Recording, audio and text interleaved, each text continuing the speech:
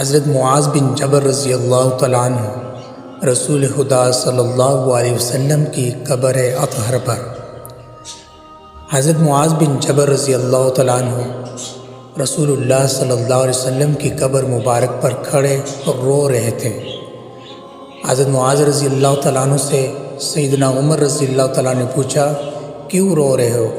فرمایا، میں نے ایک حدیث سنی تھی، اللہ تعالیٰ ایسے لوگوں کو پسند کرتے ہیں جو متقی ہوں اور چھپے ہوئے ہوں، ایسے کہ اگر مجلس میں آئیں تو کوئی ان کو نہ پہچانے اور مجلس میں نہ ہو تو کوئی نہ ڈھونڈے کہ فلاں صاحب کہاں ہیں، مجلس میں کیوں نہیں آئے۔